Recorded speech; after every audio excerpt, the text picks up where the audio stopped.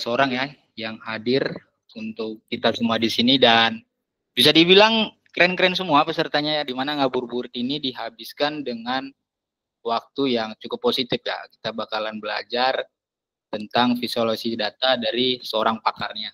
Jadi kurang lebih sebelumnya saya mau menjelaskan dulu rundown dari acara ini gitu ya, dan juga kepingan-kepingan lain lah gitu, sisa-sisa lainnya gitu, bagian-bagian lainnya. Dan di sini sebelum kita masuk lebih dalam, kita pengen tahu bahwasannya acara ini tuh diadain sama Paito ID. Jadi buat teman-teman gitu ya yang pengen tahu tentang Paito ID itu apa, itu bisa banget follow kita di sosial media kita. Kita tuh punya 3, ada Instagram, ada LinkedIn, dan ada juga grup di Telegram. Nah, di grup Telegram ini kita biasanya tuh juga yang pastinya diskusi mengenai Python gitu ya. Jadi mau apapun kita bahas selama itu mengenai Python ya lempar aja. Jadi di Telegram itu biasanya kita bahasnya itu lebih dalam, ada tentang automation, ada tentang ya kayak gini data juga, ataupun hal-hal yang berhubungan dengan Python. Boleh banget di follow dan join supaya juga bisa tahu tentang webinar-webinar yang bakalan kita adain ke depannya. Jadi silahkan di follow ya teman-teman, follow dan join. Terus di akhir acara nanti teman-teman, biasanya setelah pembicara menyampaikan materi dan buka sesi tanya jawab, kita biasanya minta ke para peserta yang hadir buat diisi feedbacknya. Tujuannya apa sih? Supaya kita tahu nih di mana kelemahan kita dalam mengadakan acara webinar kayak gini. Jadi tujuannya supaya acara kedepannya itu jauh lebih baik, lebih menarik, dan semoga kritik atau feedback yang diberikan itu betul-betul bisa membangun Paito ID ini lebih baik lagi. Jadi begitu teman-teman. Dan sebelumnya perkenalkan, saya moderator ya yang bakalan memimpin acara ini dari awal, pertengahan hingga akhir gitu ya. Perkenalkan, nama saya Yal gitu. Dan kegiatan saya sehari-hari itu saya juga suka main game, pertama di FC Mobile untuk kompetisi Mode Manager. Dan kalau dilihat di sini ya ini udah kelas dunia ya gitu ya. Saya dari level kelas dunia, biarpun buat orang-orang yang main Mode Manager ini masih levelnya menengah ya gitu. Karena buat saya itu udah susah lah di level ini, karena lawannya juga ditambah game ini tuh pay to win gitu ya. Jadi perlu bayar untuk menang gitu, untuk upgrade pemain. Jadi suatu achievement lah dalam, kalau kita lah cowok biasanya terutama main game terus sampai di level tertentu, itu suatu achievement lah buat saya pribadi. Jadi inilah kurang lebih background tentang diri saya gitu ya. Terus apa sih yang bakal kita bahas dalam webinar kali ini gitu ya? Kita akan bahas tentang mengelola data timnas Indonesia menggunakan Python. Nah, di sini tuh yang bakalan memberikan materinya itu ada namanya Mas Rizky Pratama Putra. Ya, beliau adalah seorang jurnalisme di Jawa Post. Jadi ya mungkin ya nanti teman-teman bisa tahu lebih dalam tentang beliau. Jadi mungkin sekarang tempat dan waktu dipersilakan. Yuk Mas Rizky, yuk open cam yuk Mas. Kasih tahu dulu, tepuk tangan semuanya buat Mas Rizky. Halo Mas Rizky. Halo, halo. Udah gimana kabarnya Mas? Kabarnya baik. Baik Mas ya. Aduh Mas ini. Jadi ini lagi di mana nih Mas sebenarnya sekarang nih? Lagi di jalan. Ya beliau nih ya, memang beliau nih sangat antusias ya. Jadi dia lagi di acara jam 6 nanti beliau ada liputan gitu. Jadi dia bela-belain gitu ya untuk cari tempat terdekat, di minggir sebentar buat ngasih tahu materi tentang yang bakalan dia bawakan. Oke Mas Rizky, silakan Mas, mungkin dari sisi Mas sudah bisa share screen gitu ya. Oke, aku share screen dulu. Mungkin juga mau memperkenalkan dirinya lebih detail lagi ya, soalnya saya tadi kan cuma sekilas doang Mas. Apa-apa, udah cukup itu. Oh ya teman-teman, mungkin belum kelihatan. Mungkin aku juga pengen tahu ya domisili dari teman-teman yang hadir di sini, bolehlah ditulis di kolom komentar kan, dari mana gitu, dari Tangsel, dari mana gitu, boleh juga ya. Oke Mas Rizky, Jonggol, wis Argentina, Messi, iya. Udah kelihatan belum? Share screen belum ada Mas, belum kelihatan Mas Rizky. Serius? Belum, serius. Belum muncul. Belum. Tunggu, lagi delay nih Mas. Ini Muhammad. Nah, ini dia. Baru dia muncul dia Mas. Mungkin tadi delay ya kali ya. Jogja, Jonggol. Wah, terus dari mana lagi? Ya dari Provinsi Sumatera kagak ada nih. Jawa Timur gitu. Beliau juga nih kan. Dari Bandung. Semarang, wih, Jawa Tengah. Oke Mas Rizky, waktu dan tempat dipersilakan Mas Rizky. Maaf saya kalau moderator sukanya gini ya, nyamber-nyamber. Oke, kelihatan semua ya. Kalau nggak kelihatan nggak apa-apa. Berarti cuman nge-lag aja gitu. Ya benar-benar. Jadi kita hari ini akan ya ngobrol-ngobrol lah. Kalau ngebahas kayaknya ahli banget ya. Ini cuman sharing cerita gimana saya belajar malah data terus di kerja. Dan ini topiknya fokus ke jurnalisme data ya. Jadi untuk gambaran bagaimana data sepak bola digunakan untuk teknis itu ada pembahasan lain lagi gitu. Jadi kita fokus di jurnalisme datanya. Karena kalau membahas data untuk teknis itu lain lagi nanti. Jadi saya kasih barrier dulu di awalnya gitu. Jadi biar kepikiran. Tapi kalau nanti di akhir kita mau nanya-nanya atau diskusi soal penggunaan data di teknis sepak bola nggak masalah. Jadi kita akan belajar jurnalisme data, mengolah data timnas Indonesia menggunakan Python. Ngabuburit bareng Python itu. Jadi ya makasih juga Python itu yang udah ngajak saya seru-seruan ini gitu. Ya, semoga ini bisa jadi waktu pengisi menunggu buka puasa bagi yang muslim gitu, atau bagi teman-teman yang lain bisa ngisi waktu sore minggu weekendnya kalau nggak ada kegiatan lain bisa di sini. Oke, kita masuk belajar apa aja kita hari ini. Nah, sorry ya kalau bahasanya terlalu kaku gitu, karena terbiasa menulis buat riset. Jadi yang pertama kita ada pendahuluan, kemudian mengapa data penting dalam jurnalisme sepak bola gitu. Dan kemudian ada jenis-jenis data di analisis sepak bola, mengumpulkan dan memahami data sepak bola, membuat liputan berbasis data gitu. Kemudian ada studi kasus sepak bola berbasis data. Dan 7 yang tidak kalah penting juga tantangan dan etika ya dalam jurnalisme data. Dan terakhir ada coding tipis-tipis nanti. Tipis banget. Paling cuma sekedar 5 coding doang yang saya baru selesaikan tadi. Ya itu kebiasaan Mas Uno juga tuh, baru diselesainnya. Sorry ya. Enggak apa-apa. SKS kadang-kadang solusi Mas, sistem kebersihan. Oke. Ini bagian pendahuluan. Jadi kita masuk ke bagian pertama dulu. Apa data jurnalis itu? Jadi cuma nambahin lagi gitu. Saya Rizky Pratama Putra, jurnalis atau football data analis. Dan kalau teman-teman dulu aktif ya, mungkin sekitar setahun atau 2 tahun yang lalu, kalau tahu Pojok Stats di Twitter sama di Instagram itu kebetulan saya yang bikin. Dan kenapa sekarang mati karena nggak ada temennya gitu. Sulit soalnya risetnya. Iya benar. Riset datanya bikin pusing. Dari itu terus saat ini saya kerja di jawapos.com online buat cover sepak bola, mulai dari sepak bola Liga Indonesia sampai ya paling sering Liga Inggris kalau yang di luar. Beberapa kali Piala Asia dan Timnas Indonesia juga. Wow. Dan ini juga terakhir soal liputan ya, liputan. Ini bisa diklik ya.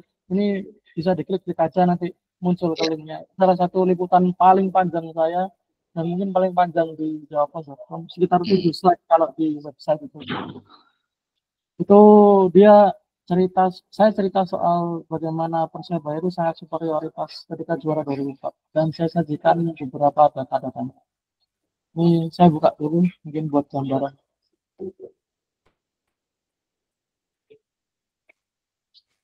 Ini kelihatan nggak? Gambar. Pindah.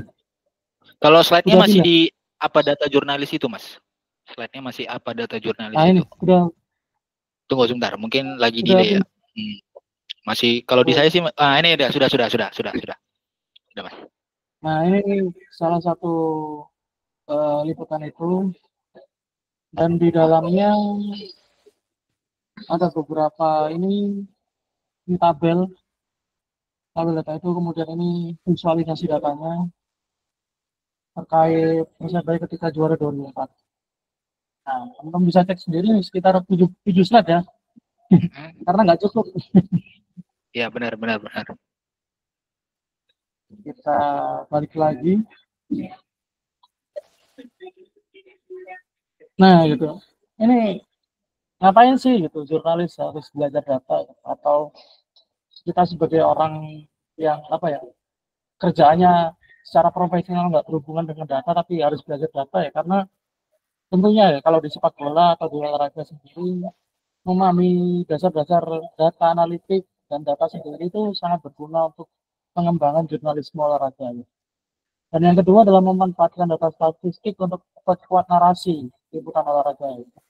Jadi biasanya yang saya lakukan kalau teman-teman sering baca berita-berita luar kayak di Athletics, kemudian di Analis, Opta Analis, gitu, dan lain-lain itu mereka rata-rata selain menyuguhkan opini, kemudian mengutip perkataan ahli gitu, mereka juga kadang-kadang menyelipkan visualisasi data dan kemudian analisis kecil-kecilan di dalam pemberitaan mereka.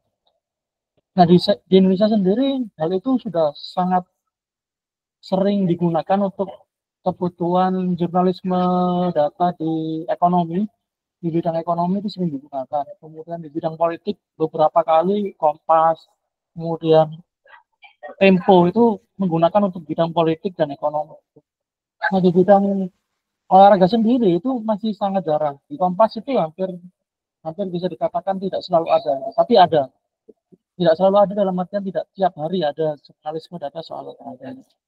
Jadi kenapa ini penting digunakan untuk jurnalis? Karena untuk menambah literasi agar ya kita bisanya seorang jurnalis untuk istilahnya memberikan literasi yang terbaik buat supporter Indonesia atau buat insan sepak bola Indonesia ya salah satunya menggunakan data statistik.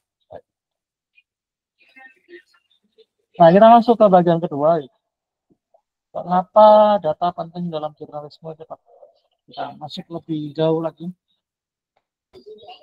Oke, ini salah satu contoh yang paling sering saya gunakan dari dalam beberapa diskusi yang sering saya ikuti gitu ya. Saya sering menggunakan contoh Kevin De Bruyne dan revolusi data sepak bola.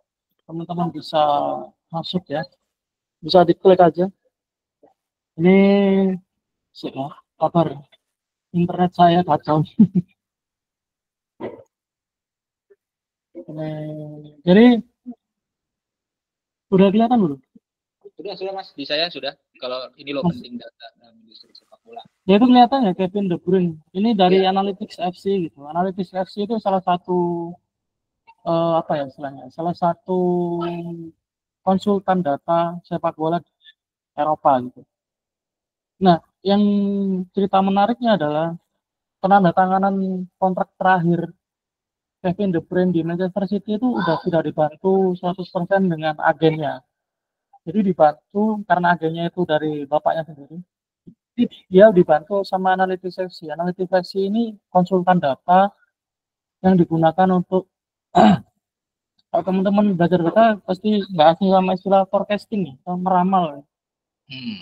Nah, meramal. Nah, penggunaan data ini digunakan untuk meramal bagaimana 2-3 tahun ke depan ketika Kevin De Bruyne masih bermain di Manchester City. Wow. Nah, variabelnya apa? Ini salah satu variabelnya. Namanya GDE, Goal Difference Added. Sama salah satunya lagi bagaimana kontribusinya di Eropa sebagai pemain depan, attacking player. Jadi gampang-gampangnya gitu. Kevin De Bruyne itu dinilai dengan model ketika dia pegang bola seberapa persen kah berkontribusi positif gitu. Misalnya ketika dia pegang bola 10 menit di lapangan itu, berapa persen 10 menit itu bisa berkontribusi positif? Dalam artian menciptakan assist, menciptakan istilahnya ekstrit itu passing progresif ke depan gitu. Itu berapa persen? Itu yang dijadikan variabel. Dan kemudian akhirnya deal di sekitar 104 pound sterling dan ini Kevin De Bruyne yang terakhir. Jadi kenapa itu penting gitu? Ya karena itu memang salah satu fenomena yang nggak bisa kita hindari atau salah satu fakta yang hari ini memang sudah jadi hal umum di sepak bola Eropa. Kalau mungkin Indonesia belum ya nggak ada masalah juga. Oke, kita lanjut. Ini ya. Oke, jadi udah ganti ya. Udah ganti Mas. Aman. Ini stand out dengan liputan berbasis data. Ini salah satu dua liputan saya. Ini Gilson Costa. Gilson Costa itu di Persebaya Surabaya sebagai gelandang bertahan. Sebagai gelandang bertahan ini bisa diklik ya teman-teman. Nanti diklik sendiri gitu. Kalau dapat apa? Dapat filenya nanti filenya ini pasti dibagikan gratis, tenang. Jadi di sini kenapa saya menulis ini karena Gilson Costa itu punya persepsi yang buruk di supporter Persebaya Surabaya karena penampilannya dan lain-lain. Dan setelah saya menyelam data lebih jauh lagi gitu, sebelum gabung ke Persebaya Surabaya itu ternyata Gilson Costa itu cuma main 97 kali ke Persebaya Surabaya dalam sekitar 6 atau sekitar 3 musim sebelumnya gitu. Sekitar 5 musim sebelumnya. Jadi kelihatan bagaimana Gilson Costa itu nggak sampai main penuh. Kalau main penuh itu kan rata-rata 33 atau 34 pertandingan. Jadi Gilson Costa itu cuma main 7 kali atau 8 kali. Jadi itu bisa digunakan sebagai penguat opini bahwa perekrutan Gilson Costa ini patut dijadikan sorotan karena sebelum gabung dia menit bermainnya itu minim sekali. Itu bisa jadi salah satu angle liputan di olahraga. Dan yang kedua kemudian soal cedera Song Woo-young. Song Woo-young ini pemain kelahiran Korea Selatan di Persebaya. Sekarang udah nggak ada di Persebaya, udah pindah ke Sailor FC di Singapura. Dia ini kelahiran Korea Selatan tapi memperkuat timnas Malaysia, jadi naturalisasi gitu. Nah, Song Woo-young ini dalam pengakhiran karirnya di Persebaya Surabaya ternyata dia itu diputus gara-gara kontraknya masih panjang tapi cedera. Nah, setelah saya telisik lebih jauh, riset dan lain-lain, saya mencoba menemukan data-data yang tersedia. Data-datanya seperti apa? Data-data cedera. Jadi kelihatan banget Song Woo-young ini punya riwayat cedera yang cukup panjang. Ini saya tunjukkan.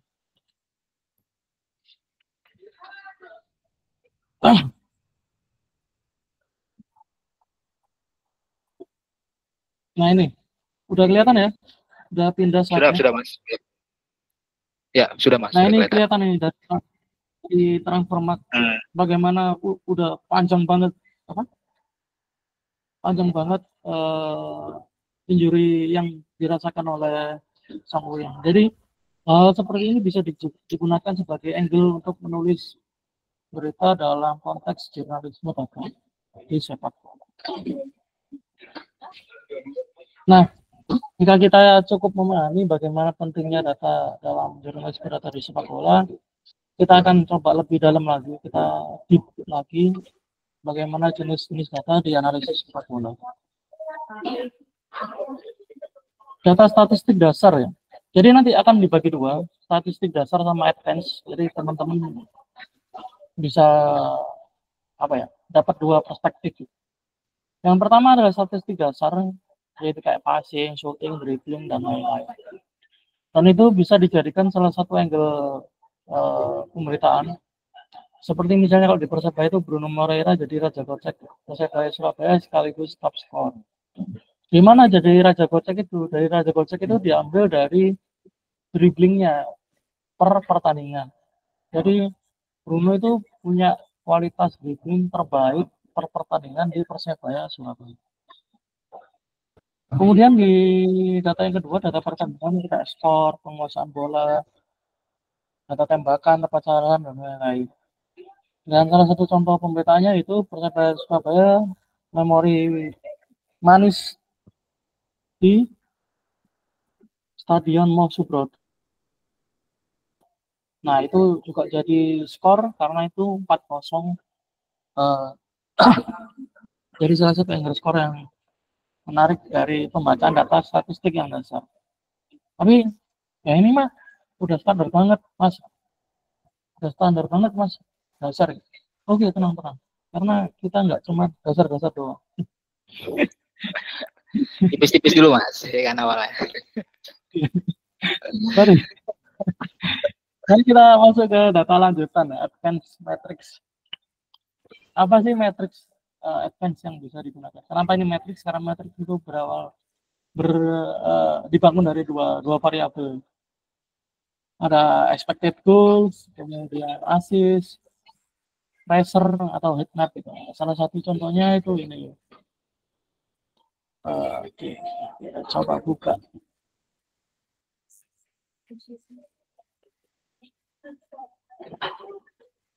Ini kelihatan ya, udah ganti ya chatnya ya. Iya. Nah, ini saya pakai data XG. Data XG itu data expected goal, data yang kira-kira ketika peluang itu menjadi sebuah goal itu berapa. Gampang tangannya kayak gitu. Nah, ini data XG Persebaya Surabaya di Liga 1 hingga pekan ke-8. Ini di awal-awal musim ya. Ini kelihatan XG-nya nggak sampai 2, kemudian ini berada di atasnya 4. Jadi kelihatan kalau XG-nya Persebaya itu di awal musim fluktuatif ya. Fluktuatif dan istilahnya apa itu? Nggak ada yang stabil gitu di awal-awal musim Persebaya Surabaya. Jadi kadang cetak banyak peluang, kadang yang di bawah-bawah ini itu minim banget peluang yang diciptakan untuk berbuah. Jadi dari data ini kita bisa menjadi salah satu angle berita bagaimana Persebaya butuh solusi serangan ketika itu. Ini kalau kita mengulik sebuah data.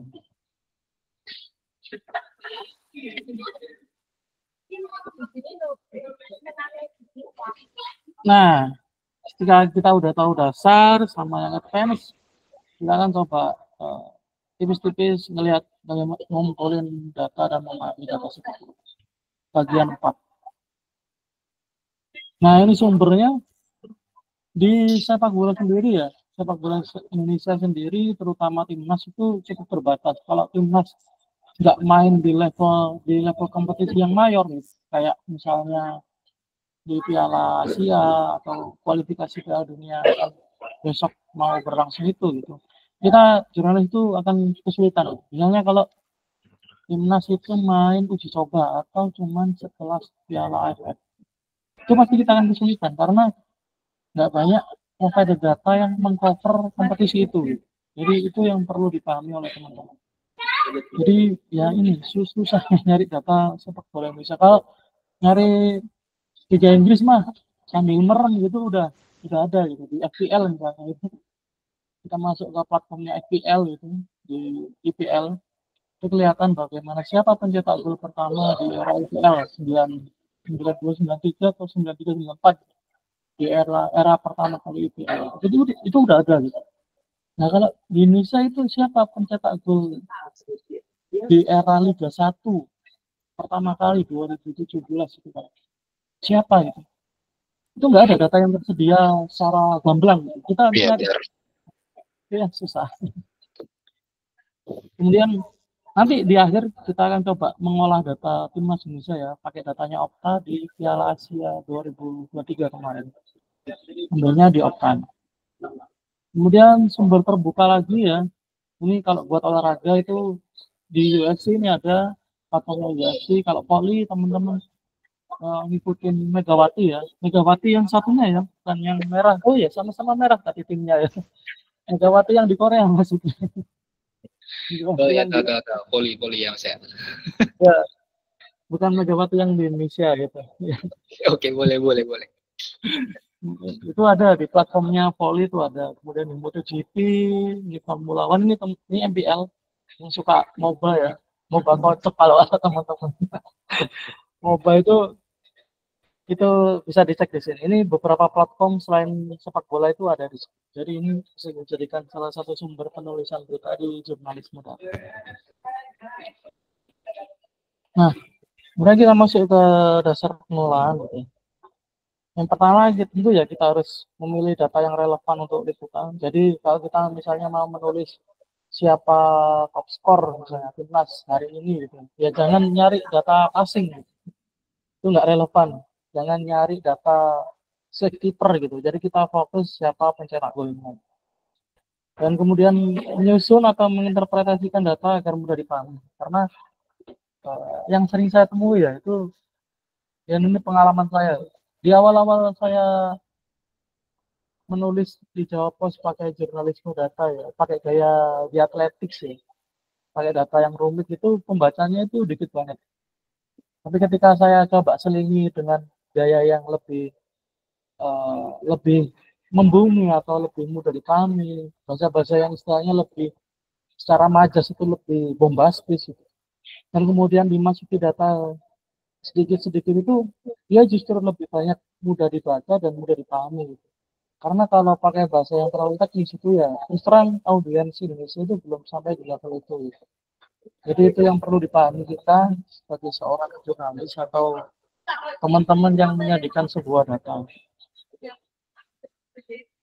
Nah, kemudian kita masuk ke ini, problem apa sih gitu. Problem apa sih yang ingin dipecahkan ya? Kayak tadi kalau kita nyari data pencetak gol ya nggak usah nyari data yang lain gitu. Dan yang penting lagi adalah pentingnya domain knowledge gitu. Ini yang salah satu ketika saya belajar data dulu. Jadi ini sedikit intermezzo ya. Saya bukan anak STEM, saya anak sosiologi. Sosiologi yang kesasar belajar Python. banyak terjadi itu Mas. Sama belajar data itu. Nah itu. Nah banyak gini. Saya kasih contoh misalnya ada orang yang kemudian mahir banget mengolah data, tapi dia tidak punya domain knowledge di bidang tertentu. Misalnya di bidang sepak bola dia tidak punya knowledge gitu. Akhirnya pengolahan datanya dia itu terasa kering dan terasa tidak menyentuh persoalan yang dibutuhkan. Misalnya kalau teman-teman di sini ada yang kerja sebagai data analis atau data scientist, nggak punya domain knowledge bisnis gitu, ya cuman jadi apa, kalkulator berjalan. Oh. Nggak bisa memecahkan problem bisnis perusahaan itu gitu. Jadi pentingnya domain knowledge itu di sini gitu. Dan di sepak bola kayak gitu, di jurnalisme data itu. Jadi kita selain harus paham bagaimana data itu diolah, kita juga harus punya domain knowledge. Bagaimana kita bisa membedakan kalau di sepak bola data advance gitu. Membedakan antara XG sama XE gitu. Expected goal sama expected assist. Kita harus bisa membedakan itu, kemudian baru bisa menyajikan data yang benar gitu. Tanpa kita bisa membedakan kedua matriks itu tadi ya, kita tidak akan pernah bisa menjelaskan atau menceritakan sesuatu data dengan baik. Nah itu. Oke, kita masuk di bagian 5 ini ya, membuat liputan berbasis data. Nah, pertama setelah kita tadi baca data, kita masuk ke membangun narasi ya, membangun bagaimana sih kalau kita berdapat data ya. Begini, pertama adalah menemukan kisah dari data atau tren permainan seperti performa pemain dan strategi pelatih. Contoh kasusnya itu mengupas kinerja tim selama turnamen atau kompetisi. Nah, salah satunya itu saya pakai Excel juga, catatan akurasi tembakan tertinggi tapi hanya mampu cetak 7 gol. Ini kan kalau teman-teman belajar soal riset itu kan ada yang namanya paradoks ya. Jadi premis sama premis B itu berlawanan, tapi dalam satu konteks yang sama, jadi dalam satu kejadian yang sama, tapi terjadi paradoks. Nah, itu salah satu formula yang paling sering saya gunakan untuk mengolah data dan menulisnya sebagai artikel itu menggunakan paradoks tadi.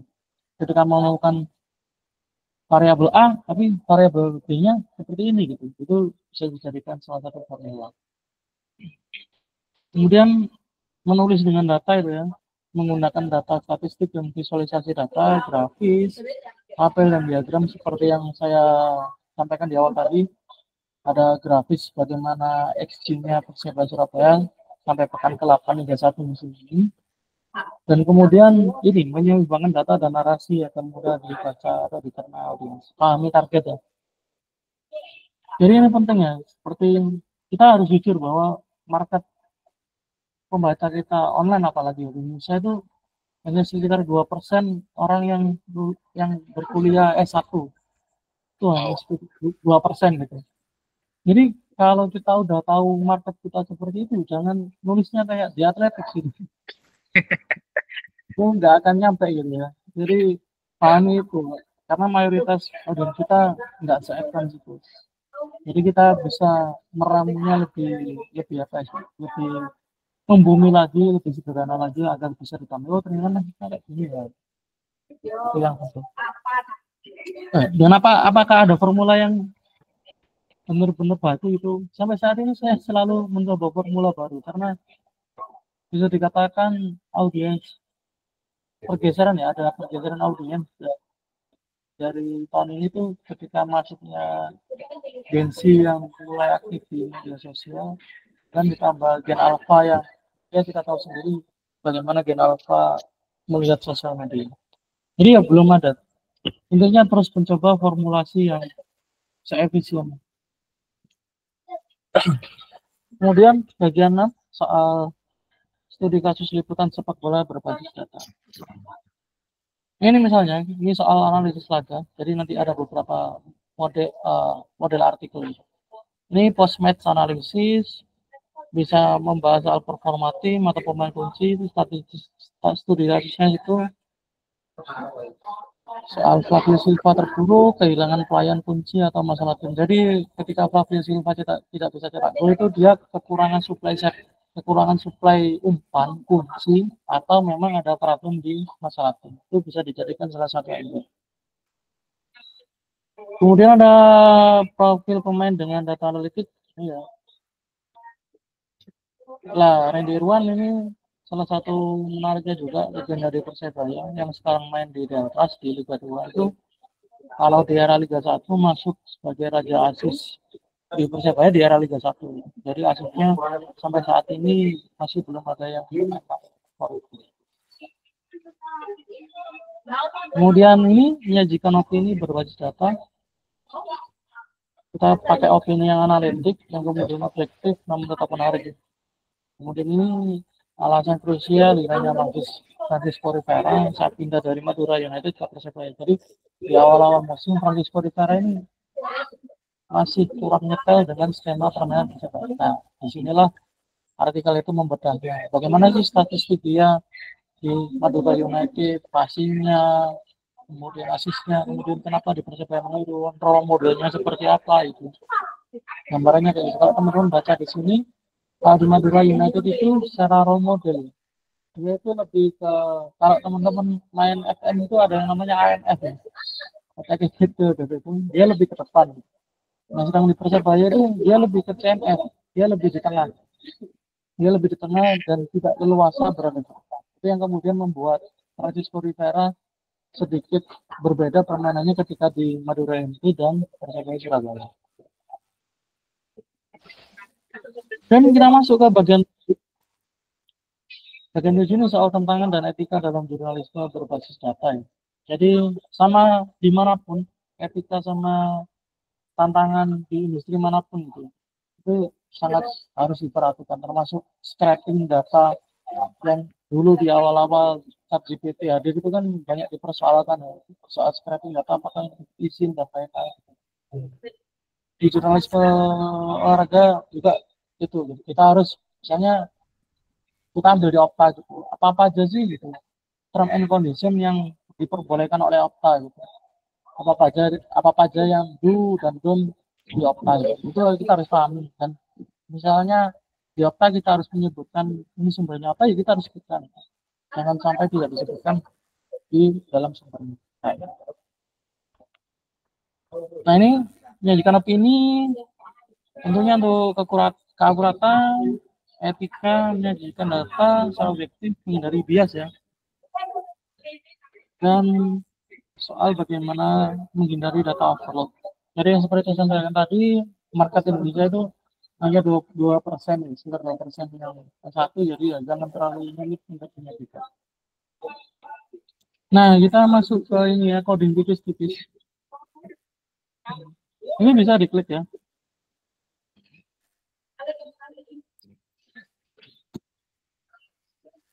Ini udah masuk belum? Ini lagi proses transisi Mas. Udah masuk Mas. Udah Masuk. Ya, udah masuk. Jadi ini konteksnya adalah pertandingan Indonesia vs Irak di Piala Asia 2023. Ini datanya dari Opta ini, jika diklik dia akan masuknya di sini.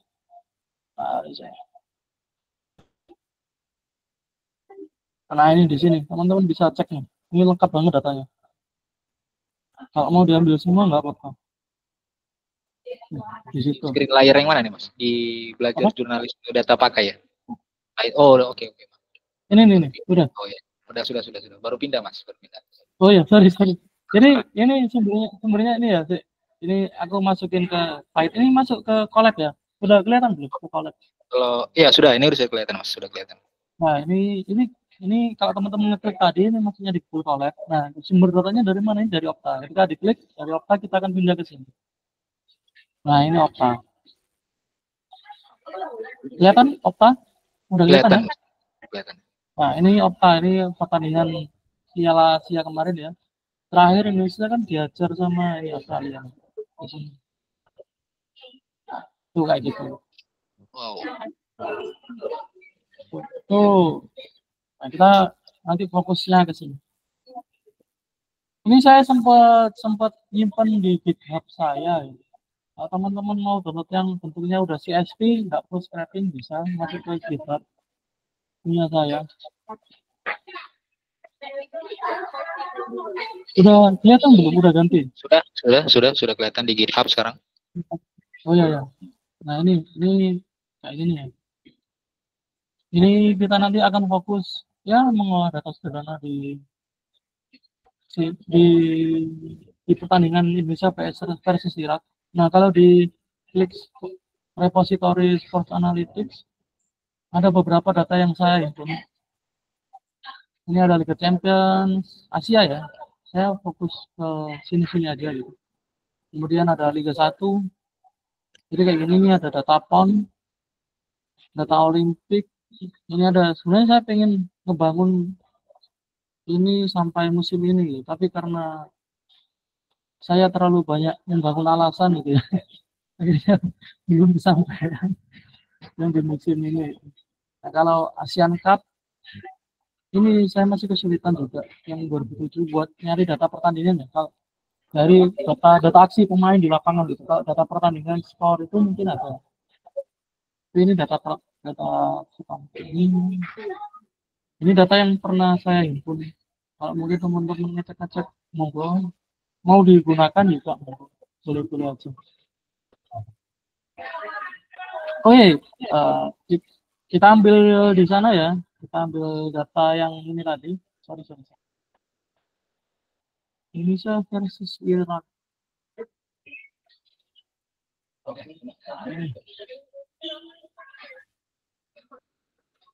Ini ya ini data ini dari mana? Ini data ini dari Opta tadi. Ini udah saya simpan di GitHub. Datanya bentuknya seperti ini. Nah kita mencoba olah dengan ya tipis-tipis sederhana gitu ya. Kita ambil datanya, kita copy linknya tadi, kita jalankan.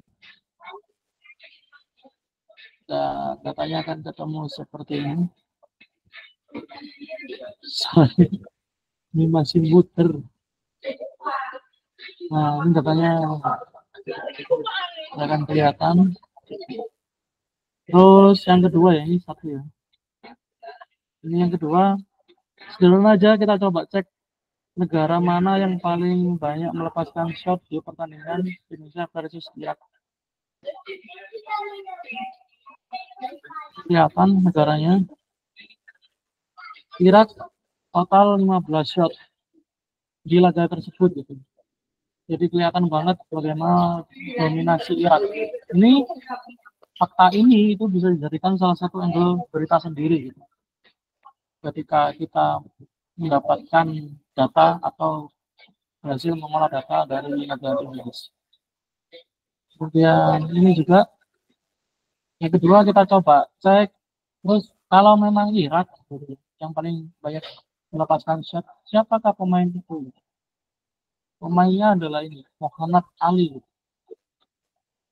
Ada, kalau ngikutin ya teman-teman ya, mungkin ada yang siapa Muhammad Ali. Muhammad Ali ini salah satu pemain yang uh, bisa dikatakan masuk ke radar tim-tim Eropa ini. Dia melepaskan 4 shot di laga tersebut. Dan kemudian setelah kita tahu shot, kita cek passing. Nah, ternyata di laga tersebut Irak itu lebih banyak passingnya, gitu. Artinya menguasai pertandingan secara signifikan, baik menciptakan peluang maupun menguasai pertandingan dengan passingnya. Itu ada sekitar 592 passing. Lalu siapakah sih yang melepaskan passing terbanyak? Nah, namanya Suat Matik. Ini bisa jadi salah satu angle berita sendiri. Kayak gitu. Jadi, kenapa kok kodenya simple banget, Mas? Jadi, sependek pengetahuan saya gitu, ketika coding itu berjalan dan bisa menjawab problem kita gitu ya. Ya kenapa harus bikin coding yang rumit gitu, atau bikin coding yang terlalu panjang gitu. Karena kebutuhan saya bukan untuk kebutuhan membuat model gitu. Kecuali kalau kamu digunakan untuk membuat model atau forecasting, itu akan lebih rumit. Seperti misalnya ini ya, saya buka ini, saya pernah forecasting pertandingan Liga 1 pakai Poison. Nah, Poison. Ini udah ganti, udah kelihatan belum? Itu masih di pojok start Mas, medium. Ya benar. Oh iya, ya benar. Ya. Di pojok start ya. Ini teman-teman bisa ngecek di sini. Ini tulisan yang pernah saya bikin, tapi kemudian saya tidak nulis lagi di sini. Mana ya? Poison distribution. Jadi saya pernah bikin poison distribution. Ah ini. Oh, posisi. Nah ini. Nah ini pakai poison distribution. Nah, ini datanya. Ambil datanya dari sini, dari apa? Transformat. Datanya seperti ini. Nah ini akan lebih rumit bikinnya. Nah ini pakai codingnya seperti ini. Ini saya pakai spreadsheet waktu itu. Ini akan lebih rumit karena memang kebutuhannya untuk membangun model prediction. Kalau untuk mendapatkan data sederhana bisa seperti tadi. Oke,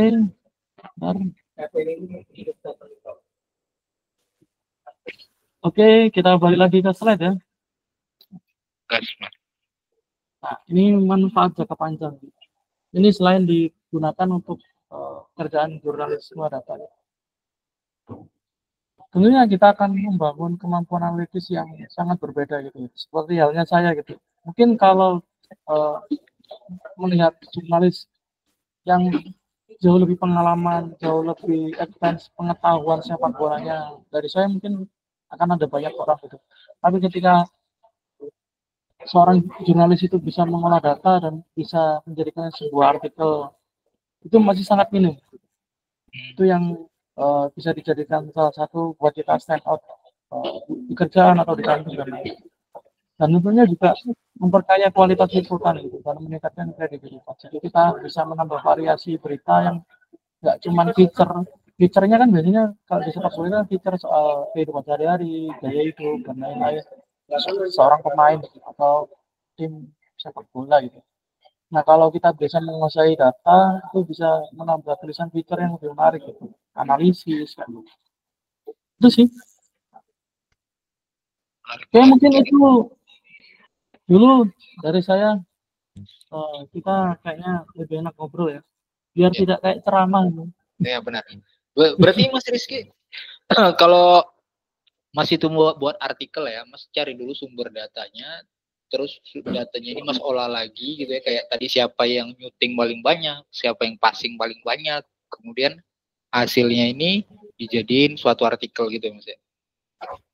Iya, iya. Itu artikelnya aku cari-cari itu kan udah 2023 ya. Saya cari-cari nggak ketemu linknya. Harusnya ada. Saya pernah bikin itu soalnya. Oke, menarik. Itu dijadikan salah satu point stand out gitu. Jadi kan kalau misalnya pertandingan kan cuma sederhana gitu. Siapa yang cetak gol, siapa yang asisnya siapa gitu. Nah kalau kita bisa nemu data-data tadi gitu. Siapa sih Muhammad Ali itu? Itu kan bisa dijadikan, oh Muhammad Ali adalah ini. Dia diincer tim Eropa mana aja sih gitu. Jadi banyak angle berita yang bisa kita olah dari satu temuan data gitu. Oh, oke, Nah, paham. Oke, jadi bisa dikupas lagi Mas ya dari tadi ya. Wah, menarik. ya bisa kayak gitu. Oke, Mas Rizky, ini ada pertanyaan nih Mas. Jadi pertanyaannya kurang lebih gini. Sekarang kan lagi zaman AI. Kira-kira kegiatan Mas Rizky dalam menganalisa data itu dibantu pakai AI nggak Mas? Apa benar-benar dari Oh skill? dibantu. AI ini di Google Colab ini kan dia udah ditulis apa tuh? Sorry ya, mana sih? Di Google Colab itu kan ada tulisannya dibantu oleh AI kan. Oh, berarti dibantu Bang Eri gitu. Ada copilotnya kan dia apa? Di Google Colab kan pakai itu. Ya, saya biasanya Iya. pakai Google Colab. Biasanya pakai itu. Karena terus terang kegiatan saya nggak day to day ngoding ya. Jadi karena kebetulan saya ketika ada data yang banyak banget baru saya pakai Python. Tapi kalau cuma data yang 5 baris atau 7 baris kayaknya pakai spreadsheet udah selesai gitu, lebih cepat Lebih cepat ya. dapatnya. Ya. Keren. Menarik. Oke, buat teman-teman yang lain gitu yang mau nanya gitu silakan aja gitu. Nah, ini dari Mas Uno kita ini coba saya bacain pertanyaan saya. Dengan data yang ada, bisa nggak Pak kita lihat kekuatan timnas kita nanti kira-kira jadi line up era Patrick Kluivert? Harusnya bisa. Nah Harusnya ini kan bisa. baru hari ini kan PSSI ngumumin pemain yang dipanggil kan. Baru sebelum kita Zoom ini kan baru diumumin kan. Baru diumumin. Baru banget. Nah kita ketika ngelihat data itu siapa aja pemainnya dan lain-lain, ya kita bisa dapat itu. Kita bisa dapat pemain ini kira-kira potensial berada di mana berdasarkan data heatmap misalnya. Jadi heatmap dia itu lebih banyak beroperasi di sisi kanan penyerangan atau dia beroperasi di sisi kiri penyerangan. Dia sering melepaskan kalau data shoot map ya. Shoot map itu kayak gini. Saya share ya. Pemain timnas yang dipanggil nanti Mas Rizky itu kupas satu-satu lagi lah ya tentang riwayat dia, permainan dia itu gimana. Kita ambil yang menariknya itu siapa gitu. Karena ini tadi kan aku baru ngeliat skill doang. Belum ngelihat full siapa aja yang dipanggil. Nah, misalnya kayak gini ya, aku share screen lagi. Ya, boleh. Lanjut Mas. Teman-teman yang lain mau nanya, boleh mau angkat tangan langsung ngomong gitu ya. Boleh aja gitu. Bentar. Jangan sungkan-sungkan lah kita. Nah, ini misalnya, ini kayak shoot map ya. Ini screen-nya belum kelihatan nih, Mas. Belum lihat kan? Iya. Enggak, apa di saya aja nih? Coba. Oke, sudah. Sudah. Nah, baru muncul, Mas. Gas. Nah, misalnya kayak gini ya. Misalnya kita udah. Sebenarnya kalau di analisis itu kan di bidang lapangan sepak bola ini kan sebenarnya kuadran X dan Y kan. Jadi kuadran X dan Y. Jadi teman-teman ketika ngolah ini kita bisa kelihatan misalnya kalau data pemain penyerang aja gitu ya dipanggil timnas hari ini gitu. Dikumpulin data XG-nya, koordinat XG-nya yang di Eropa terutamanya di Eropa itu gampang banget ngambilnya gitu. Misalnya kalau Kevin Dix itu setahu saya tadi nggak dipanggil karena cedera. Kalau misalnya kayak Ole dan lain-lain itu kan datanya mereka ada di Eropa gitu. Cari aja data exit-nya, kemudian dikumpulin, dibikin shoot map, itu nanti bisa jadi analisis yang menarik gitu. Misalnya siapa aja sih pemain yang sering melepaskan tembakan di luar kotak penalti. Siapa aja pemain yang sering melepaskan tembakan di dalam kotak penalti gitu. Jadi itu nanti bisa jadi salah satu angle yang menarik gitu. Kalau konteksnya dalam jurnalisme data ya, kayak gitu. Itu sih. Oke. Berarti analisis Mas itu kayak film tahu Moneyball nggak Mas? Ya, Yang ya di betul. pemainnya Brad Pitt gitu ya, tapi dia tim baseball kan, manajernya Ya, tuh. sebenarnya kalau ngomongin itu emang jauh sebelum itu baseball udah. Jadi sebenarnya kalau ngomongin sports analytics ya, sepak bola itu ketinggalan, jauh lebih ketinggalan. Baseball itu saya lupa namanya. Jadi dia ada di era 80 atau 70-an itu. Dia nulis kayak buku besarnya sports analytics, tapi konteksnya dia di baseball. Dia nulis buku itu gitu. Dan kemudian merambah ke basket, kemudian di F1. F1 itu sangat data banget kalau teman-teman nonton F1 itu. F1 dan MotoGP gitu. Itu kemudian sepak bola itu mungkin sekitar ya 2 dekade terakhir lah, 20 tahun terakhir itu baru. Itu baru banget kalau teman-teman lihat. Iya benar. Kalau misalnya media sepak bola yang benar-benar pakai data tuh saya lihat di Instagram Transfer Market masih dulu ya, kalau nggak salah nama. Tapi dia kan tentang perkembangan harga pemain ya, dari dia di akademi terus masuk ke liga utama gitu ya. Nah, itu kan dari situlah saya lihat data-data. Iya, ya. Kalau transfer mark emang dia perkiraan data harga pemain pasaran ya, bukan harga fix, Iya benar. bukan harga fix. Jadi kayak gitu sih. Wah, menarik. Mungkin yang lain mungkin ada yang mau ditanyain, tanyain aja gas terus gitu kan. Kalau analisis wasit curang bisa nggak Mas? Nih ada dari Kak Ayolin Sayekti. Hah? Gimana sih? Kalau analisis wasit curang bisa nggak Bang? Jadi kita menganalisa wasit-wasit yang melakukan pencurangan lah gitu. Ada. Itu bisa Mas? Saya pernah baca papernya ya, ada paper. Jadi di Liga Inggris ketika COVID itu kan juga nggak ada penonton nih. Iya benar. Di IPL itu di Liga Inggris itu nggak ada penonton. Nah, ada salah satu paper itu menganalisis bahwa ketika ada penonton sama tidak ada penonton itu ternyata sangat berdampak kepada keputusan wasit. Oh, iya benar. Mungkin karena takut ya Mas digebukin Mas ya sama sport. Aku kurang tahu masalah digebukin apa enggak, tapi keputusan untuk melakukan keputusan yang salah, mengambil keputusan yang salah itu lebih banyak terjadi ketika penonton penuh di stadion. Oh, iya benar. Jadi papernya itu kayak gitu. Ada Oke. yang Indonesia. Waduh, ya itu kayak pertandingan kalau Mas Rizky nonton PSG lawan Barca ya, yang PSG itu kena comeback tuh tahun 2016 tuh. Ya, Itu keputusan wasit itu sangat kurang lah kalau bisa dibilang itu. kayak gitu ada. Kalau Aduh. di sepak ya kalau data ini ya, misalnya ini keluar dari jurnalisme ya, bisa digunakan untuk teknis nggak? Bisa gitu. Kalau teman-teman ngikutin ya, ini sorry ya kalau ada teman-teman Gen Z yang belum lahir ya. Jadi ada final Liga Champions Manchester United sama Chelsea 2007 kan. Oke. 2010 ya? Aku lupa 2007 atau 2010 gitu. Ketika adu penalti, itu pelatihnya Chelsea ketika itu Van Graan itu telepon ke salah satu profesor matematika namanya Palacios Huerta. Teman-teman bisa cek namanya Palacios Huerta. Jadi dia telepon.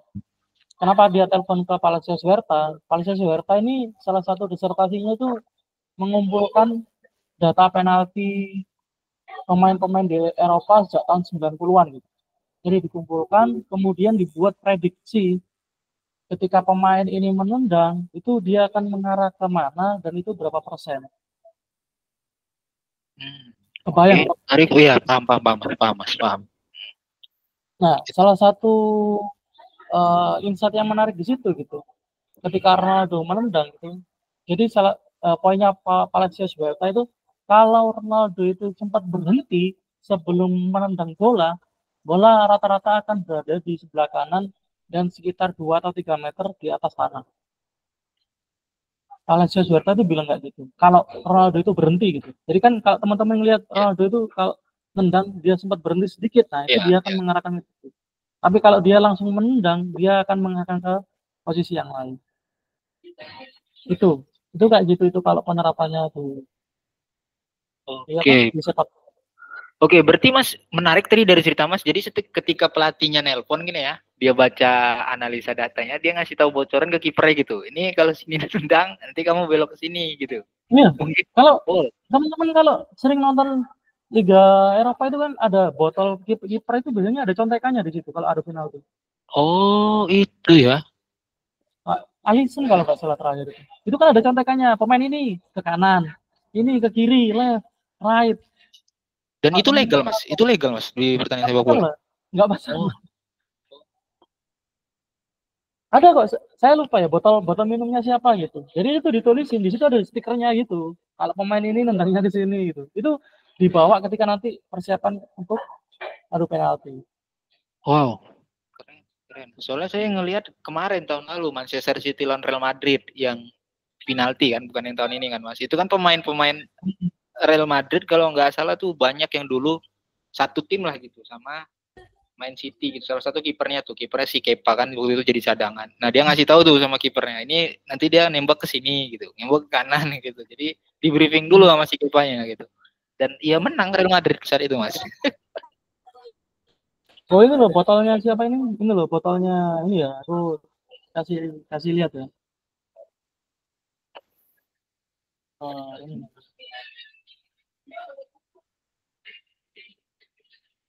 Bentar. Ini dipakai di Inggris. Siapa kipernya Inggris kemarin itu? Kipernya Inggris. Di Piala Eropa. Dia kiper utama ini. Aku share. Cut. Nah ini nih, Pickford. Oh, Pickford. Nah ini, teman-teman ngeliat ini gak? Stiker ini. Ini coba dengar. Oh, tahu. Udah kelihatan? Oke, kelihatan. Nah stiker ini, itu bukan stiker label minuman, itu stiker prediksi tendangan.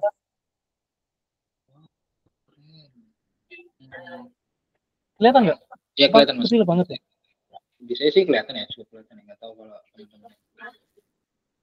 Ini itu dia bawa botol minum kayak gitu. Kalau teman-teman botol goalkeeper penalti kick itu klik aja, searching aja di situ. Jordan Pickford itu kelihatan. Oh ini penaltinya itu akan mengarah ke sini gitu. Itu ada. Wow. Kayak gitu. Dan Keren. itu lazim. Dan itu lazim ya. Di Eropa udah sering banget digunakan. Oh, keren. Menarik. Keren Mas. Oke, buat teman-teman yang lain mungkin ada yang mau ditanyain lagi gitu?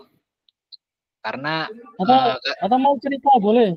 Mau cerita pengalaman gitu, pengalaman gitu. Boleh, silakan kita sini open. Ya, silakan. Tuh, kata Mas Kuno nih, Emil Audero gak kepilih Mas. Ya jelas nggak pilih kan belum disumpah dia. Belum jadi orang Indonesia. Gimana mau pilih Mas gitu? Masa dua warga negaraan ya kan nggak mungkin. Iya, belum mengambil sumpah. Oke, silakan Mas Rio, lanjut aja Mas. Ini ada yang angkat tangan kan? Oke Bang, tunggu dulu. Oke. Kalau analisis data pemain, Abang pakai analisis variabel usia pemainnya nggak? Itu Bang. Itu Mas. Kalau data analisis Bang. pakai variabel usia nggak gitu? Konteksnya buat apa dulu? Mas Rio, itu konteksnya buat apa Mas Rio? Apakah buat performance atau buat apa gitu? Karena kan apakah usia. Buat transfer pemain, macam-macam tuh. Apakah buat penyusunan taktik di sepak bola atau gimana itu? Karena kalau tanpa konteks susah. Ya nggak ada gitu. Untuk performance Bang. Kalau performance, iya. Saya cari artikel saya dulu ya. Thank you Bang. Saya pernah bikin soalnya. Mana ya? Saya makin tua, makin turun ya. Apa makin jadi kayak Modric? Biasanya Modric kan gitu ya. Ronaldo itu kan.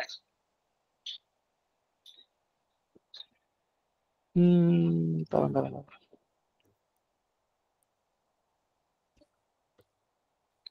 Usia pemain.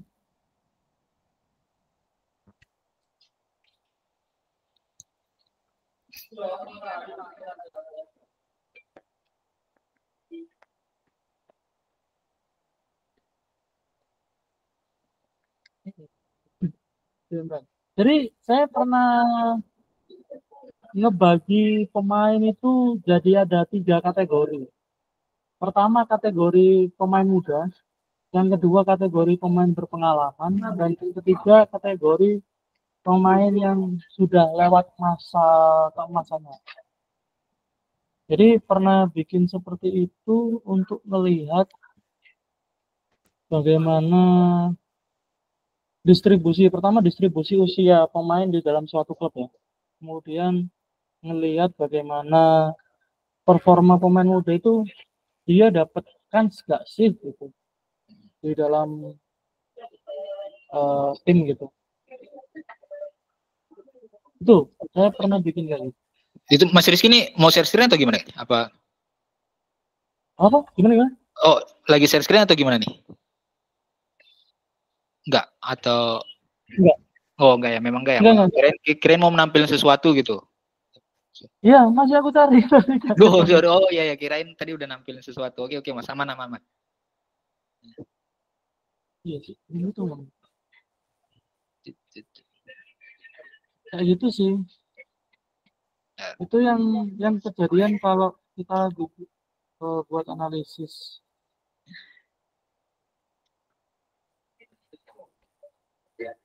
Oke, nanti aku kirimin ke teman-teman ya kalau ketemu linknya.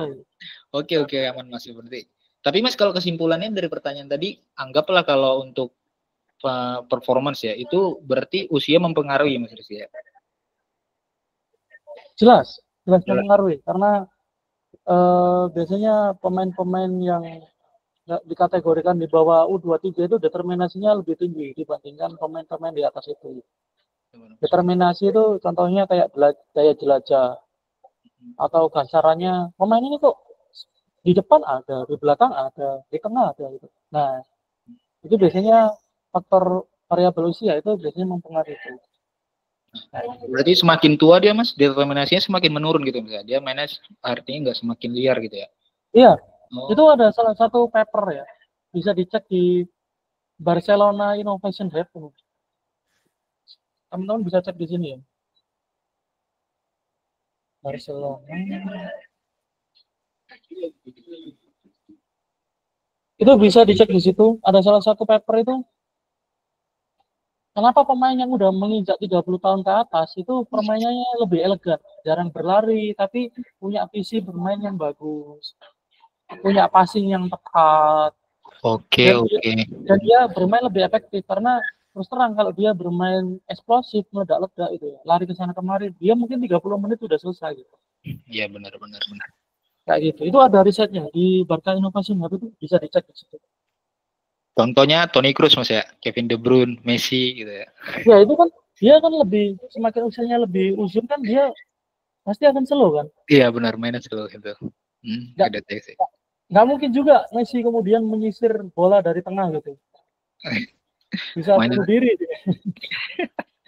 Udah tua juga Mas ya gitu, usia sih. Ya itu. Benar. Gitu. Ya emang benar sih itu ya, saya ngeliat juga gitu sih, pemain makin tua tuh. Iya kalau ngelihat ini ya, aku share screen. Kali ini ada di datanya.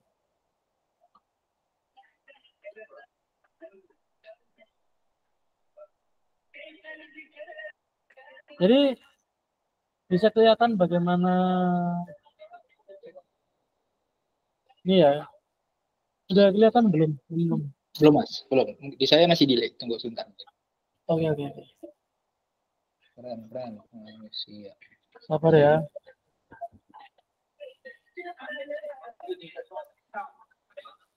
Mana nih? Sabar.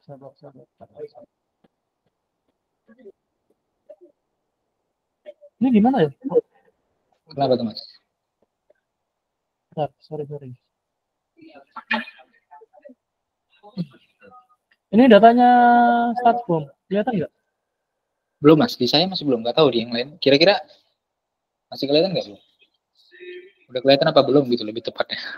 Belum Mas di Mas Uno. Mungkin share screen. Ah, ini baru. Ini baru nih kayaknya.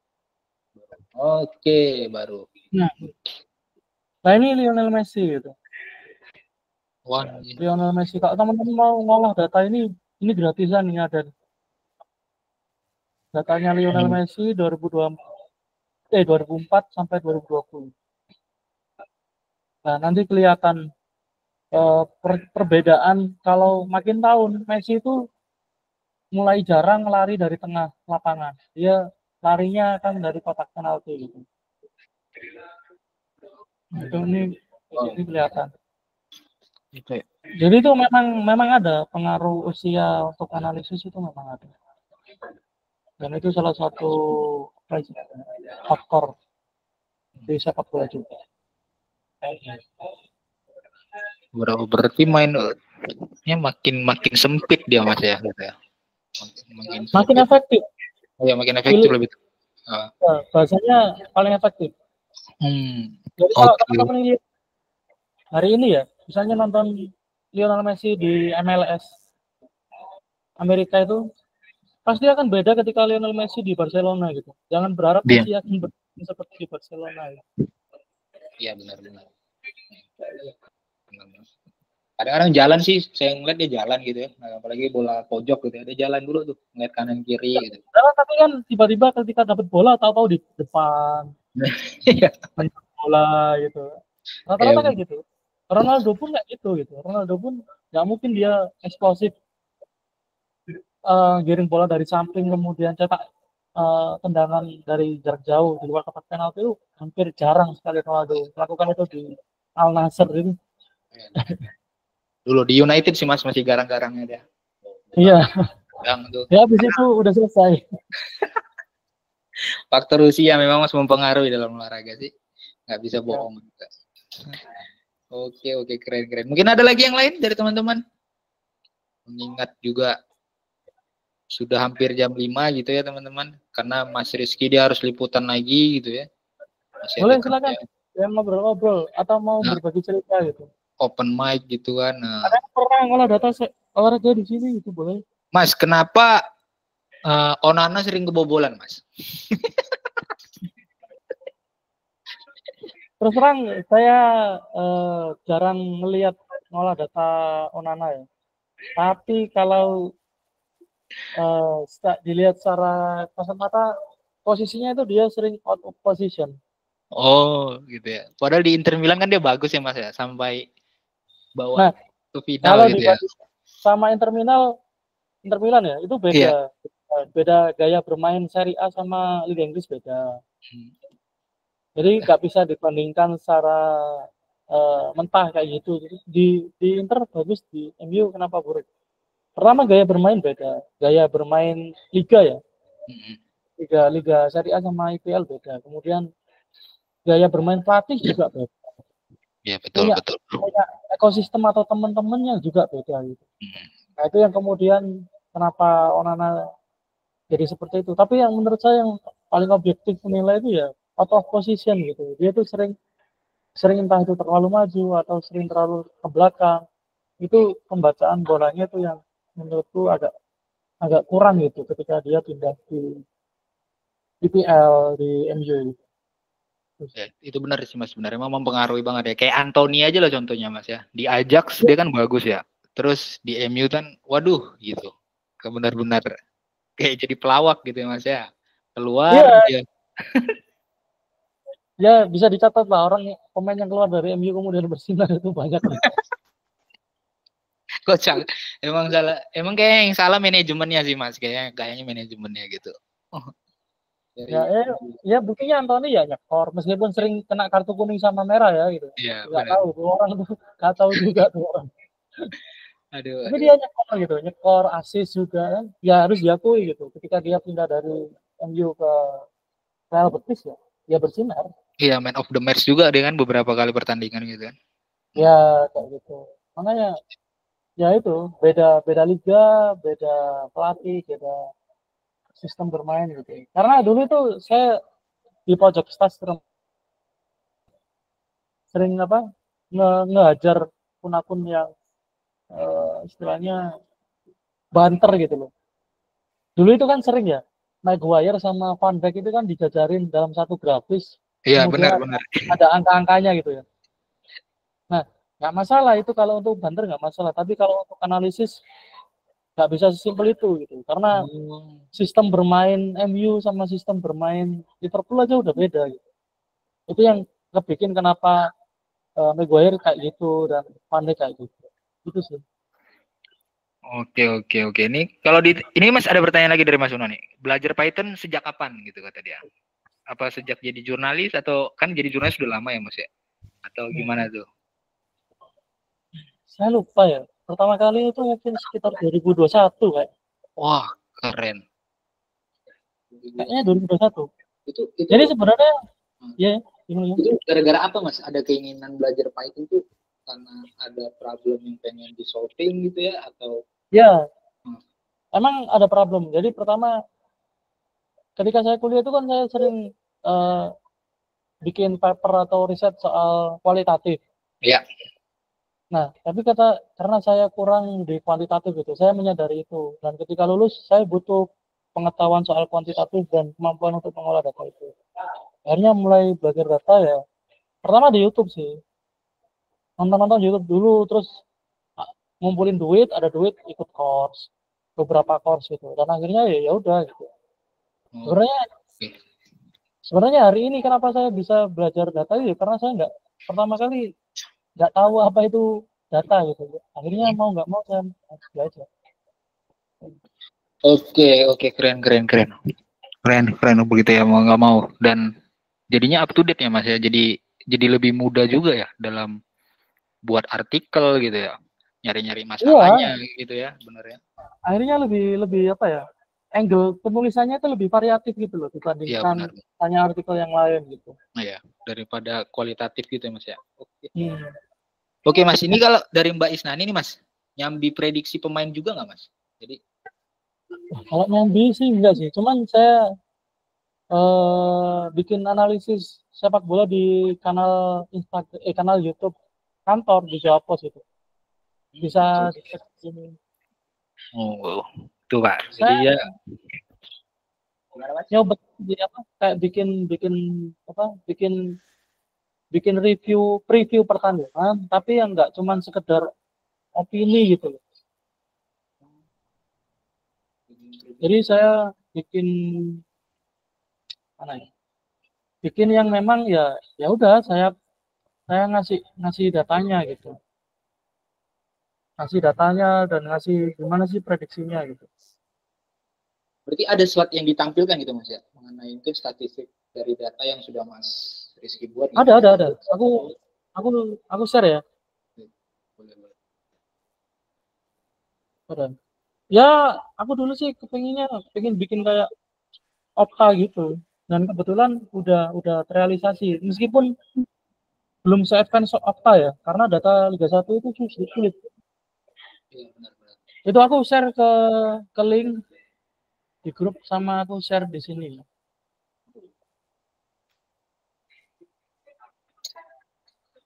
Ini gimana nih? Aku share. Apanya gimana Mas?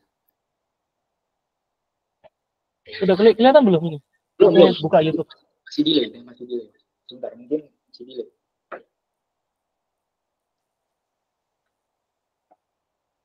Udah kelihatan belum? Di saya sih masih belum ya. Nggak tahu di teman-teman yang lain. Belum nih? Langsung belum juga ya. Nah, baru. Baru ya. Nah ini saya bikin pakai analisis heatmap juga. Kelihatan nggak? Di Mas udah kelihatan Mas? Di saya kok masih belum ya? Belum kelihatan. Kalau kelihatan saya ngejelasin. Hilang. Wah, ini baru Mas. Udah. Gaya bermain PSM Makassar. Salah satunya itu Victor Luis. Ini salah satu heatmap Victor Luis di PSM Makassar. Jadi dia salah satu pemain kunci PSM Makassar. Yang kemarin PSM Makassar versus Persebaya itu sebelumnya saya bikin analisis ini pakai heatmap ini. Kelihatan nggak heatmapnya?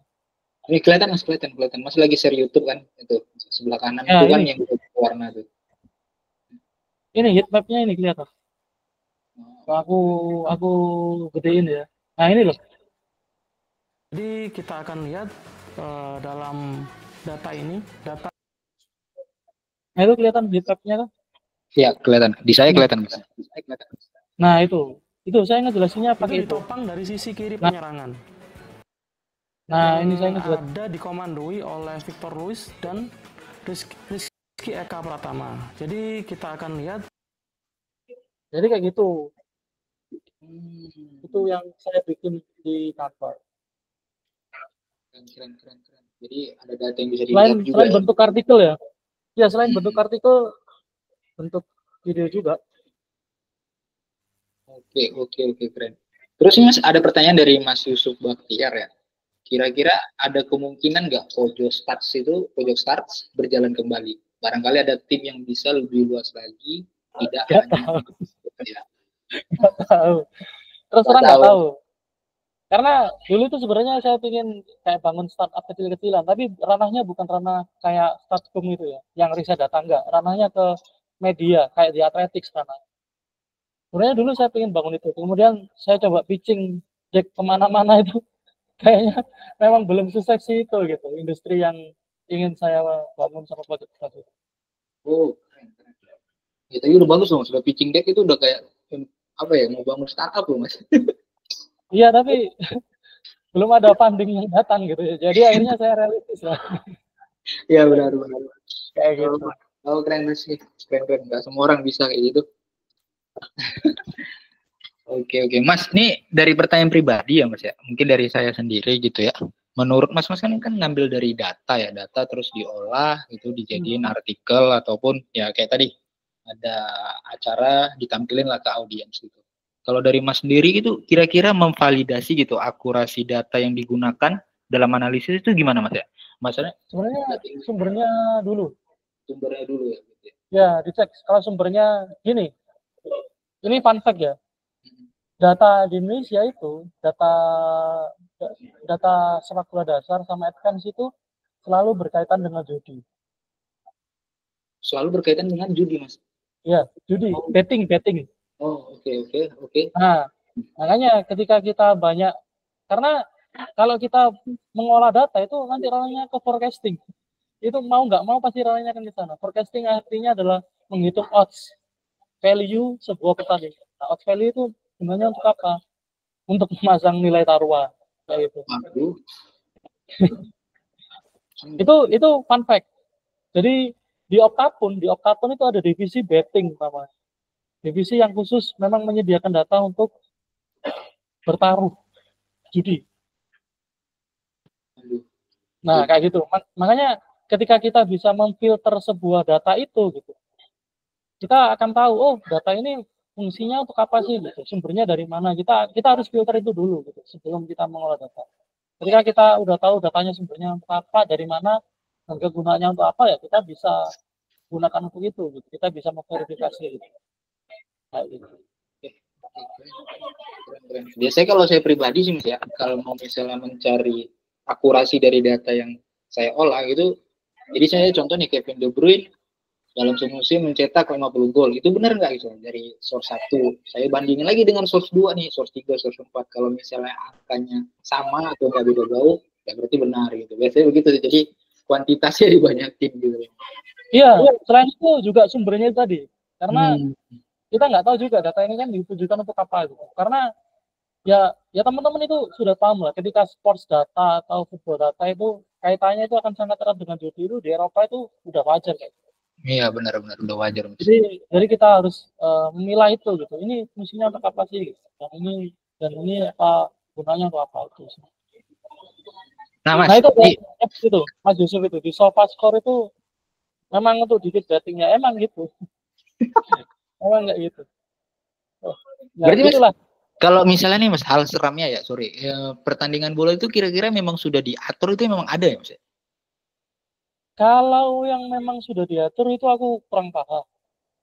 Bagaimana cara mengaturnya pun aku nggak tahu. Tapi ketika pertandingan itu dipertaruhkan dan ada di bursa judi itu memang ada. Tapi bagaimana mengaturnya, bagaimana settingannya itu aku yang nggak tahu. Tapi kalau itu ada misalnya di salah satu website apa gitu, pertandingan ini itu memang ada, dan itu memang ada datanya. Kita bisa lihat, bisa ngecek, oh kemarin yang menang dia 5 pertandingan terakhir yang menang ini, yang akan main itu siapa, yang akan absen itu siapa, itu digunakan untuk bursa gitu.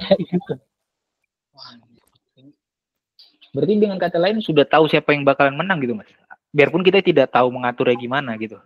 Kalau kita sudah tahu siapa yang menang itu menurutku nggak bisa dinilai seperti itu. Tapi kita bisa melihat kecenderungan siapa yang akan menang itu kita bisa lihat. Tapi kalau yang pasti menang itu menurutku nggak bisa 100% seperti itu. Oh, oke.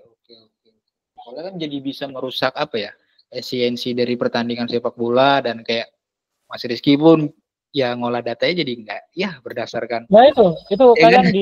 yang di situ ada Calciopoli itu kan kejadian beneran di Italia. Oh, Calciopoli, pengaturan skor yang bikin Juventus terlempar dari A turun ke seri berapa? Seri B atau seri C gitu. Oke. Oke Mas, ini ada pertanyaan lagi nih Mas. Menurut Masnya sebagai analisis olahraga yang bisa ngoding, apa aja yang perlu dipelajarin untuk jadi pro seperti Mas Rizky ini? Dari Mas Pande Indra pertanyaannya. Belum pro. Saya codingnya itu aja kadang ya sering error itu. Sering baca apa? Yang jago gini aja sering error, apalagi saya. Sering error, sering salah titik aja nggak muncul, kurang ajar. Oh, jadi sebenarnya apa yang dibutuhkan ya belajar aja gitu. Belajar sesuaikan minat sama sesuaikan apa yang bisa membantu di kerjaanmu gitu. Kalau memang kerjaanmu misalnya di bidang kayak pergudangan gitu, warehouse gitu, ya gunain aja gitu data itu untuk memudahkan kerjaanmu di warehouse gitu. Buat mengkolekti, buat nyatetin. Kalau kerjaanmu di administrator, ya gunain buat admin gitu, buat apa gitu. Itu sesuaikan aja, karena sebenarnya skill data itu akan sangat berguna di kerjaan manapun gitu. Iya benar, itu setuju sih, setuju. Di kerjaan manapun gitu. Jadi ya sesimpel mencatat keuangan per bulan lah itu. Benar. Mencatat cash flow, neraca keuangan keluar masuk itu yang biasanya sering saya gunakan untuk apa ya, membiasakan diri untuk melihat angka, membiasakan diri untuk melihat data. Itu dulu sih, cari kesukaanmu dan cari yang paling dekat dengan kerjaanmu, karena kalau itu bisa membantu kerjaanmu pasti kamu juga akan mudah, kerjaanmu akan lebih cepat, lebih efisien. Mungkin itu jawabannya Mas Pandendra ya. Sama kayak Mas Uno ya. Dia nyari dulu keresahannya dalam pekerjaan dia tuh apa. Jadi karena tester gitu ya, kebanyakan tester tuh nggak bisa mencocokin suatu gambar gitu ya. Jadi dibuatlah library sama si Mas Uno ini, namanya Petistify gitu. Jadi tahap pertama kita cari dulu keresahannya apa gitu. Kemudian dicoba solusinya dengan ya Python gitu. Mungkin seperti itulah gambaran keresahannya gitu. Ya, kalau itu emang orang yang gila itu, Mas Uno. Orang gila itu. Oke. Untuk dasarnya apa saja yang harus dipelajarin itu Mas? Kalau dilihat di kolom chat tuh dari Mas Pande Indra tuh. Dasarnya ya mungkin matematika sederhana ya, kayak min, median, belajar kayak gitu ya. Matematika SD yang sering kita temuin gitu. Nilai yang paling muncul, nilai rata-rata, average, ya mungkin itu dulu gitu. Itu yang menurutku paling sering digunakan ya. Ketika kerjaan kita nggak terlalu kompleks. Kecuali kalau kita kerjanya data scientist, kita harus paham aljabar, itu beda lagi persoalannya gitu. Jadi ya matematika sederhana SD itu sangat berguna banget. Terus yang tadi domain knowledge, sesuaikan dengan kerjaan kita gitu. Itu akan ya paling nggak itu memudahkan dulu lah kita kerja itu enak. Oke, keren. Jadi dimulai dari hal-hal kecil aja dulu sih Mas Pandendra, karena kita semua gini yang terutama switching karir gitu ya, kayak Mas Rizky ini kan dia dari sosum tadi, coding itu pasti dimulai dari hal-hal kecil dulu sampai akhirnya bisa visualisasi data gitu ya. Itu kan hal yang sulit ya. Bertahap lah. Oke, melalui tahap muntah-muntah baca paper gitu ya. Itu nggak apa-apa Mas, itu work hard dulu baru work smarter kan gitu, kerja ya, keras itu dulu. ngerasa paling bodoh itu dulu itu. Mereka nggak tahu apa-apa. Alrum lah itu. Iya, alrum lah itu. Rasa paling bodoh. Semua orang pasti pernah ngalamin lah gitu. Alrum. Ya, maksudnya kalau kita mau menjalani itu ya, terasa nggak tahu apa-apa, terasa aku udah baca ini 5 kali tapi nggak paham, nggak apa-apa. Iya benar itu nggak apa-apa itu. Nanti pahamin dulu bisa jadi ke depannya Mas ya. Betul. Gitu. Pahamin tahun atau 2 tahun lagi itu kepake tiba-tiba, oh udah pernah ternyata kayak gitu. Ya benar. Oke, mungkin dari teman-teman ada lagi yang mau ditanyakan gitu sebelum kita tutup acaranya karena udah jam 5 lewat ya gitu ya. Ditambah kita kan juga ada yang mau buka puasa ataupun ada kegiatan lain gitu ya. Kalau nggak ada ya mungkin izinkan saya sebentar share screen ya teman-teman ya. Oke. Saya sharein udah kelihatan belum? Nah, udah kelihatan ya? Udah aman ya? Bentar. Oke, sudah aman. Ini jadi sebelumnya ya kita dari Python ID gitu ya di acara kedepannya gitu ya mungkin kita ada ini teman-teman. Jadi ada Clash of Python itu. Jadi kurang lebih aku bakal jelasin ya gambaran kulitnya dari acara ini tuh gimana. Jadi acara ini tuh semacam pertarungan coding gitu ya, pertarungan coding dalam memecahkan suatu masalah yang diberikan. Jadi ada 2 orang yang mencoba menyelesaikan masalah-masalah mengenai soal Python. Jadi kita selesain dan acara ini tuh sebenarnya tujuannya untuk senang-senang aja ya, senang-senang belajar dan pastinya buat nambah knowledge juga lah dari pesertanya gitu. Dan episode satunya itu bisa ditonton teman-teman di YouTube-nya Ide Jongkok gitu ya. Jadi teman-teman bisa lihat bagi yang penasaran. Dan untuk episode keduanya mungkin bakalan launching 3 hari atau 2 hari ke depan atau nggak tahu lah. Silakan aja follow Python ID atau YouTube-nya Ide Jongkok, itu pasti bakalan rilis gitu. Terus selanjutnya gini ya, buat teman-teman tadi kan pasti ada yang nanya ya, kayak Mas Pandu gitu ya, buat teman-teman yang kesulitan belajar Python gitu ya, baik itu data, pemrograman, automation ya, mungkin ada sedikit motivasi gini ya, kayak Jackie Chan gitu ya. Sebelum dia mendapatkan piala Oscar nih ya gitu ya, dia tuh kan perlu jatuh bangun ya gitu ya, jatuh bangun, nangis gitu ya, beberapa kali operasi gitu ya dalam syuting filmnya dan sampai akhirnya dia berhasil gitu dapat piala Oscar gitu kan, piala yang salah satu diidamkan oleh banyak aktor gitu ya. Ya gitu butuh perjuangan lah untuk menjadi pro dalam suatu bidang gitu teman-teman. Dan ketika teman-teman menyerah selalu ingat gitu ya, putus asa, ingat pepatah dari Jackie Chan, teman-teman bisa baca dan pasti semangatnya kembali lagi. Oke, sekian dari acara kita teman-teman. Semoga apa yang diberikan sama Mas Rizky itu berguna, bermanfaat, memberikan point of view yang baru, dan buat teman-teman yang hadir gitu ya, tetap terus semangat belajar gitu ya, tetap terus ya, kita kalau mau memperbaiki diri pasti semangat belajar harus bagus lah. Dan satu permintaan saya terakhir gitu ya, untuk open kamera karena kita perlu dokumentasi, jadi buat teman-teman yang bisa open kamera tolong di open kameranya. Oke, mungkin teman-teman yang hadir gitu ya. Dan jangan lupa ya, isi feedbacknya gitu ya. Di sini ada yang lain gitu ya. Mungkin open kamera gitu kan. Set. Mas Pande gitu ya. Terus yang Bang Eri gitu kan. Mas Rio gitu ya. Oke. Kita Kak Olin gitu, yang lain itu ada lagi siapa? Mas Rijal, Kak Sri Palmi, terus ada siapa lagi? Ada Mas Diar gitu ya, Mas Farid, Mas Adam, thank you. Oke. Kita sambil 3, 2, tunggu. Screenshot mana? Oke. Ulang. 3, 2, 1.